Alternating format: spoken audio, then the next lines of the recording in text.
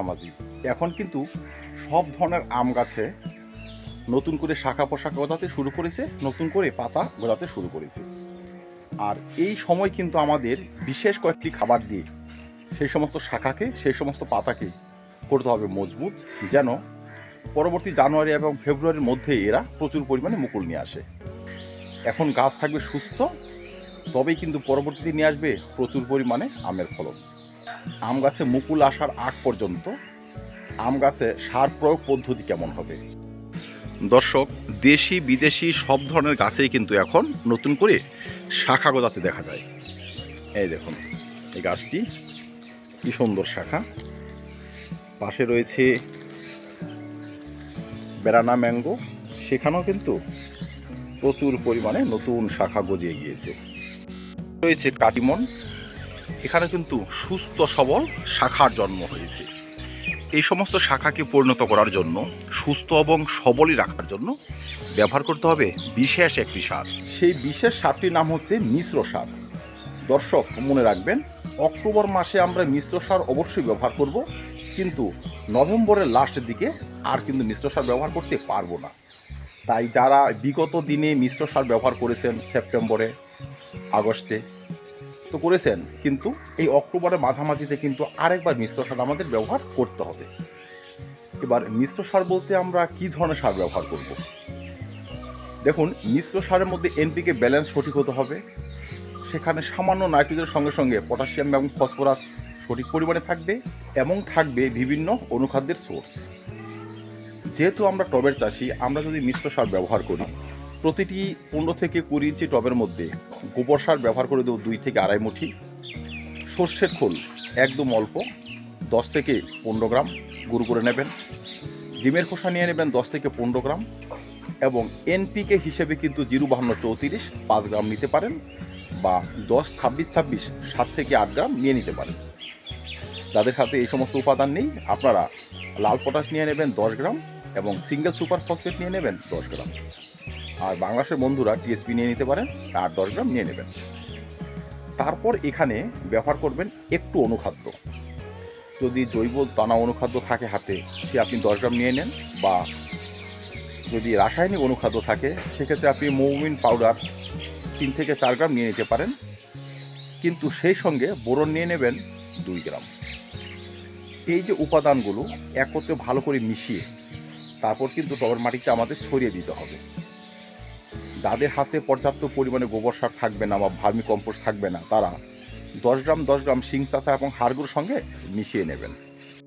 এই খাবারটি এখন এই জন্যই গাছে ব্যবহৃত করতে হবে, কারণ এই যে নতুন করে শাখাগুলো গজিয়েছে, এদের কিন্তু শক্তপোক্ত করতে হবে।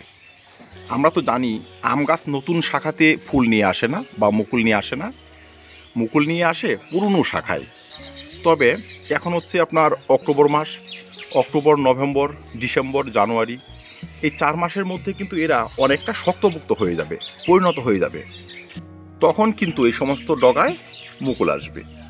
তাই একে শক্তপোক্ত করার জন্য, একে সঠিকভাবে বাড়িয়ে নেওয়ার জন্য, এবং যে সমস্ত গাছে এখন ছোট ছোট শাখা দেখা যাচ্ছে, খাদ্যের অভাবে সঠিক পরিমাণে বাড়ছে না, এই খাবার কিন্তু তারাও সঠিকভাবে বাড়বে, পরিণত হবে, এবং পরবর্তীতে প্রচুর পরিমাণে মুকুল আনার জন্য একদম রেডি থাকবে।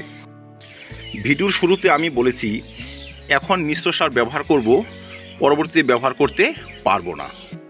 দর্শক, এর কারণ হচ্ছে, দেখুন, এখন তো আমি শাখাকে বাড়িয়ে নিয়ে যাব। শাখা হয়তো কিছুদিন আগে বেরিয়েছে বা খুব ছোট অবস্থায় রয়েছে, শাখা বেরিয়ে গিয়েছে। এখন একে সুস্থতার জন্য মিশ্র সার ব্যবহার করব, যেখানে পর্যাপ্ত পরিমাণে নাইট্রোজেনের সোর্স রয়েছে। কিন্তু আমি যদি শুধু নাইট্রোজেনযুক্ত খাবার বা মিশ্র সার শুধু ব্যবহার করতেই থাকি, সেক্ষেত্রে কিন্তু ফুল ডরমেন্সির সময়টুকুতেও কিন্তু আম গাছে শাখা পোশাখা গজাতেই শুরু করবে। তবে কিন্তু পরবর্তীতে আর ফুল আসার জন্য যে তৈরি হওয়া, সেটি কিন্তু হবে না। আম গাছে ডরমেন্সি খুব সামান্য হয়, কিন্তু তাই বলে ওই সময় কিন্তু নাইট্রোজেনযুক্ত মিশ্র সার দেওয়া যাবে না। নাইট্রোজেনের প্রবণতাই হচ্ছে গাছে অধিক পরিমাণে শাখা নিয়ে আসা, পাতাকে বড় করে তোলা, শাখাকে বড় করে তোলা। তো আমাদের তো অধিক পরিমাণে শাখা তখন আর প্রয়োজন হবে না। তাই অক্টোবরের মধ্যেই কিন্তু আমরা মিশ্র সার ব্যবহার করে দিব, এবং নভেম্বরের ফার্স্ট উইকে শুধু ব্যালেন্স এনপিকে হিসেবে আমরা 05234 বা জৈব চাষিরা পটাশিয়াম, ফসফরাস এবং সামান্য অনুখাদ্যই ব্যবহার করব। আপনি যদি এই অক্টোবরের মাঝামাঝি একবার খাবার ব্যবহার করে দেন, সে মিশ্র জৈব খাবার হোক বা ব্যালেন্স এনপিকের সঙ্গে জৈব খাবার হোক, তবে নভেম্বরের ফার্স্ট বা মাঝামাঝিতে আপনি আরেকবার পটাশিয়াম, ফসফরাস এবং বোরন অনুখাদ্যযুক্ত খাবার ব্যবহার করবেন। অর্গানিক চাষিরা সামান্য একটু সর্ষের খোলের সঙ্গে সঙ্গে কলার খোসা, পেঁয়াজের খোসা, জৈব দানা অনুখাদ্য অল্প একটু করে এবং 2 থেকে 2.5 গ্রাম বোরন ব্যবহার করে দিয়ে মাটি চাপা দিয়ে জল দিয়ে দেবেন। তখন কিন্তু আর পর্যাপ্ত পরিমাণে গোবর সার এবং 10-26-26-এর মতো খাবার ব্যবহার করবেন না। যদি করেন, পর্যাপ্ত পরিমাণে ফুল নাও আসতে পারে। এই সময় আমরা এই সমস্ত পাতার সুস্থতার জন্য, শাখার সুস্থতার জন্য কিন্তু এনপিকে গাছে স্প্রেও করতে পারি। 05234 1 লিটার জলে 2 থেকে 3 গ্রাম গুলে 15 দিনের ব্যবধানে 2 বার স্প্রে করে দিলে এরা শক্তপোক্ত হবে, পটাশিয়ামের ডিফিসিয়েন্সি কমে আসবে, গাছ অধিক পরিমাণে মুকুল নিয়ে আসার জন্য তৈরি হতে থাকবে। এই ধরনের পটাশিয়াম এবং ফসফরাসযুক্ত 05234 আমরা কিন্তু এখনও ব্যবহার করব, নভেম্বরের লাস্ট ব্যবহার করব এবং ফুল আসার বা মুকুল আসার 10 থেকে 15 দিন আগে আরেকবার অবশ্যই ব্যবহার করব। এক্ষেত্রে আপনার লাস্ট ডোজটি হবে জানুয়ারির ফার্স্ট উইকে। জানুয়ারির ফার্স্ট উইকের মধ্যে যদি আপনি এই ধরনের খাবার একটু গাছে স্প্রে করে দেন এবং টবের মাটিতে একটু ব্যবহার করে দেন, গাছ কিন্তু সুস্থ সবল মুকুল নিয়ে আসবে এবং অধিক পরিমাণে মুকুল নিয়ে আসবে। এই ধরনের খাবার যদি আপনি ব্যবহার করে যান, সেক্ষেত্রে আপনাকে গাছে পিজিআর ব্যবহার করতেই হবে না। বহু ক্ষেত্রে আমের মুকুল ঝরে যেতে দেখা যায়, কালো হয়ে ঝরে যায়, গুটি সেট হচ্ছেই না, এই ধরনের সমস্যা আসে। এখন থেকে এই ধরনের খাবার গাছে স্প্রে করলে সে সমস্যা আসবে না। এই ধরনের পরিচর্যা আপনি যেমন সিজনাল গাছে করবেন, তেমন আপনার অল টাইম গাছেও কিন্তু করতে পারবেন। যে গাছে এখন ছোট ছোট ফল রয়েছে অল টাইম গাছে, এই ধরনের মিশ্র খাবার ফলের বৃদ্ধি সঠিকভাবে হবে এবং ফল গাছ থেকে ঝরবে না। দর্শক, এতক্ষণ আমরা শুধু গাছে কি কি খাবার দিব সেসব নিয়ে আলোচনা করলাম। এবার আসুন দেখে নেই গাছে আরও কি কি পরিচর্যা সারতে হবে। এখন গাছে এই সমস্ত ডালকে বা পাতাকে সুস্থ রাখার জন্য কিন্তু আমাদের বিশেষ কয়েকটি উপাদান গাছে স্প্রেও করতে হবে। প্রথমটি হচ্ছে ভালো মানের একটি কীটনাশক। কীটনাশক এই জন্য স্প্রে করতে হবে, নতুন পাতাকে এই দেখুন এইভাবে কেটে দিচ্ছে এক ধরনের পোকা। এই যে সেই পাতাগুলো ধরবেন, দেখবেন একদম খসে চলে আসতেছে। যদি এই সমস্ত ডালে পাতাগুলো নাই থাকে, সেক্ষেত্রে ডাল কিন্তু অসুস্থ হয়ে পড়বে, গাছে চলে আসবে ডাইব্যাক্টের মতো সমস্যা, পরবর্তীতে কিন্তু ভালো পরিমাণে ফলন হবে না। তাই এই সমস্ত পাতাকে সুস্থ রাখার জন্য, এই সমস্ত পোকাকে যারা গাছের পাতা কেটে দিচ্ছে তাদের বিদায় করার জন্য আমাদের প্রফিনাফস সাইপারমেথ্রিন গ্রুপের কীটনাশক ব্যবহার করতে হবে। 1 লিটার জলে মাত্র 1 থেকে 1.5 ml প্রফিনাফস সাইপারমেথ্রিন গ্রুপের কীটনাশক প্রোফেক্স সুপার বা এই ধরনের ব্র্যান্ড যদি আপনারা ব্যবহার করেন, সেক্ষেত্রে কিন্তু এই যে চোষক পোকা বা এই পাতা ছিদ্রকারী পোকা, পাতাকে কেটে দেওয়ার যে পোকাগুলো আছে, তারা কিন্তু গাছের ধারে কাছেও আসতে পারবে না। এতে আমাদের পাতাগুলো এবং শাখাগুলো সুস্থ থাকবে। আর যদি আপনাদের হাতে এই ধরনের কীটনাশক না থাকে, আপনারা টাবগড় রোগার জাতীয় কীটনাশক ব্যবহার করতে পারেন বা জৈব চাষি হিসেবে আপনারা কিন্তু নিম তেল স্প্রে করতে পারেন। হাতে বানানো নিম তেল 1 লিটার জলে 20-25 ml গুলে ব্যবহার করে দিন, বা নিম তেল কাকা মার্কেট থেকে কিনে এনে অবশ্যই ব্যবহার করতে পারেন। যেটি ব্যবহার করেন, যদি প্রফিনাফস সাইপারমেথ্রিন গ্রুপের কীটনাশক ব্যবহার করেন, 10 দিনের ব্যবধানে 2 বার ব্যবহার করবেন। নিম তেল ব্যবহার করলে 7 দিনের ব্যবধানে 2 থেকে 3 বার স্প্রে করে দেবেন।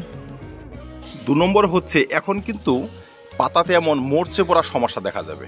এই দেখুন মরচে পড়ার সমস্যা বা পাতাতে ধূসর বর্ণের সিট, এগুলো হচ্ছে ছত্রাকের কাজ।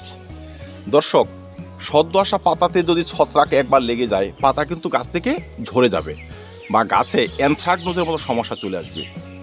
দেখুন সময়টি হচ্ছে এখন অক্টোবর মাস, ধীরে ধীরে কিন্তু টেম্পারেচার নামতে থাকবে, কমতে থাকবে, আর তখনই কিন্তু ছত্রাকের আক্রমণ শুরু হতে থাকবে।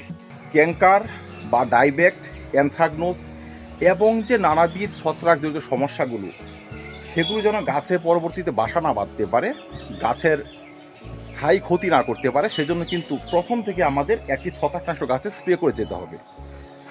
আমি এমিস্টার টপ এখানে ব্যবহার করব, এই জন্য যে আমি ঘন ঘন ছত্রাকনাশক ব্যবহার করতে চাই না। সেক্ষেত্রে যদি আপনি একটি এমিস্টার টপ এখন 1 লিটার জলে মাত্র 15 ফুটার মতো গুলে 15 দিনের ব্যবধানে গাছে 2বার স্প্রে করে দেন, এই ধরনের মরচে পড়ার সমস্যা গাছে আসতেই পারবে না। যাদের হাতে এমিস্টার টপ নেই, আপনারা ম্যানকোজেব গ্রুপের ছত্রাকনাশক যেমন ম্যানসার, সাফ অবশ্যই ব্যবহার করতে পারেন, বা এখন ওই অ্যান্ট্রাকোলের মতো ছত্রাকনাশক কিন্তু গাছে স্প্রে করতে পারেন। মোট কথা যেটি আপনাদের হাতে আছে এখন কিন্তু ব্যবহার করবেন। বর্ষার শেষ দিকে আম গাছে কিন্তু এমন ক্ষত দেখা যায়, সেই ক্ষত দিয়ে আঠা বের হয় এবং সে সমস্ত গাছে কিন্তু অধিক পরিমাণে ফুল আসে না বা ফল হয় না। তো এই ধরনের ক্ষত যদি দেখা যায়, এগুলো হচ্ছে গামোসিসের বাসা। দর্শক, এই সমস্ত স্থানে কিন্তু আমরা ছত্রাকনাশকের পেস্ট লাগিয়ে দিব, বা আপনি কপারযুক্ত ছত্রাকনাশকের পেস্ট যদি লাগিয়ে দেন ক্ষত কিন্তু সেরে যাবে। বা আপনি এমিস্টার টবও এখানে লাগাতে পারেন। এর লাগানোর প্রসেসটি হচ্ছে, প্রথমে ক্ষত অংশ ভালো করে চেষে নিতে হবে ধারালো কিছু দিয়ে। শুন, আমি চেষে নিই, তারপর দেখাচ্ছি। এইভাবে চেষে পচা অংশ গাছ থেকে তুলে নেবেন। তারপর ছত্রাকনাশকের পেস্ট বা বর্জ্য মিক্সার এখানে বসাতে পারবেন। এই ধরনের ক্ষত দিয়ে কিন্তু গাছের শোষিত খাদ্যের অনেকটাই বাইরে বেরিয়ে আসে, গাছ হয়ে যায় অসুস্থ। সেই গাছ পর্যাপ্ত পরিমাণে মুকুল নিয়ে আসতে পারে না। মুকুল এলেও সে সমস্ত মুকুল শুধু পুষ্টির অভাবেই গাছ থেকে ঝরে যায়। এই সমস্ত অংশে লাগে ভয়াবহ ছত্রাক, যা পরবর্তীতে ডাইব্যাক্টের মতো সমস্যা নিয়ে আসে। গাছ এই সমস্ত ক্ষত থেকে পচে একদম নষ্টই হয়ে যায়। তো দর্শক, মুকুল আসার আগে এই ধরনের খুঁটিনাটি ট্রিটমেন্টগুলো কিন্তু আপনাদের খুঁজে খুঁজে বের করতে হবে এবং সেগুলো সারতে হবে। তবে গাছে যেমন প্রচুর পরিমাণে মুকুল আসবে, সেই সমস্ত মুকুল থেকে আবার প্রচুর পরিমাণে ফল সেট হবে।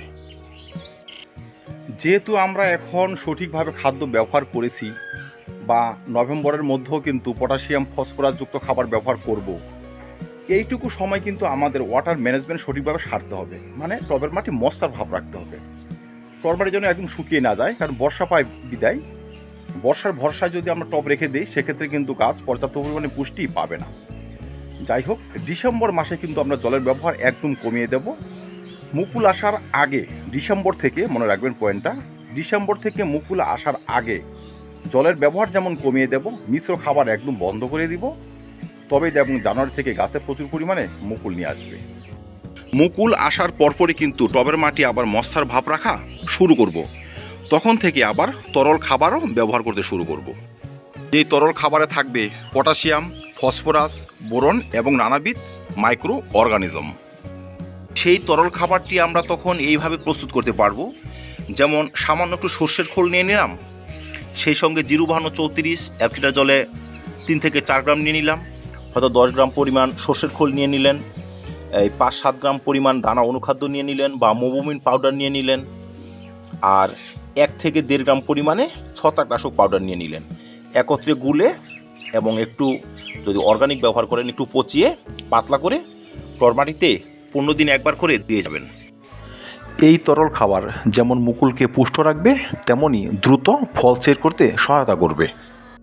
যারা গাছের ছাঁটাই ফাটাই করবেন বলে ভাবছেন, তারা কিন্তু এখন আর ছাঁটাই ফাটাই করবেন না। এই সমস্ত নতুন ডাল ছাঁটাই করে দিলে পরবর্তী ডাল আসতে অসুবিধা হবে বা মুকুল আসতে অসুবিধা হবে। আপনাদের গাছ যদি অর্ধমৃত, ডাইব্যাক্টে আক্রান্ত এবং পচনজনিত সমস্যায় আক্রান্ত ডাল থাকে, সেসব আপনারা কেটে দিতে পারেন, কিন্তু নতুন এই শাখাগুলো কিন্তু আর কাটবেন না। গাছ ঝোপালো করার প্রক্রিয়া চলে গিয়েছে, এখন আর দরকার নেই। তারা পিজিআর ব্যবহার করবেন। হয়তো আপনার গাছে বিগত দিনে পরিচর্যা করার পরও কিন্তু সঠিকভাবে মুকুল আসেনি, ফল তেমন হয়নি, তাদের তো পিজিআর উপর ভরসা করতে হবে, পিজিআর ব্যবহার করতে হবে। দেখুন, আম গাছ মোটামুটি জানুয়ারির মাঝামাঝি থেকে ফুল নিয়ে আসবে। সেক্ষেত্রে আপনি ডিসেম্বরের লাস্ট উইক বা জানুয়ারির ফার্স্ট উইকে কিন্তু পিজিআর ব্যবহার করতে পারবেন। সেক্ষেত্রে আপনি বুস্টার 2 ব্যবহার করলে হয়, প্যানোফিক ব্যবহার করলে হয়, মিরাকুলাম ব্যবহার করতে পারেন। যাই হোক, এই অবস্থায় পিজিআর ব্যবহার করবেন না। পরিণত পাতা হবে, পরিণত ডাল হবে, জানুয়ারির ফার্স্ট উইকে পিজিআর অবশ্যই ব্যবহার করবেন। যদি বুস্টার 2 ব্যবহার করেন 1 লিটার জলে 1 ফোঁটা এইভাবে 15 দিন ব্যবধানে 2 বার স্প্রে করে দিন, দেখবেন গাছে প্রচুর পরিমাণে মুকুল নিয়ে আসবে। আর এখন থেকে সুস্থ পরিচর্যা সারলে হয়তো পিজিআর ব্যবহারের প্রয়োজনই পড়বে না। তো দর্শক, এই ছিল আজকের ভিডিও। এই ধরনের পরিচর্যা করে আমি আম গাছ থেকে প্রচুর পরিমাণে ফলন পাই। আশা রাখছি আপনারাও আম গাছের প্রচুর পরিমাণে ফলন পাবেন। তো ধন্যবাদ, দেখা হবে অন্য কোনো ভিডিওতে অন্য কোনো টপিক নিয়ে। ভিডিওটি ভালো লাগলে লাইক এবং শেয়ার করে দেবেন, চ্যানেলটি সাবস্ক্রাইব করে পাশে থাকবেন। ভিডিও দেখার জন্য অসংখ্য ধন্যবাদ।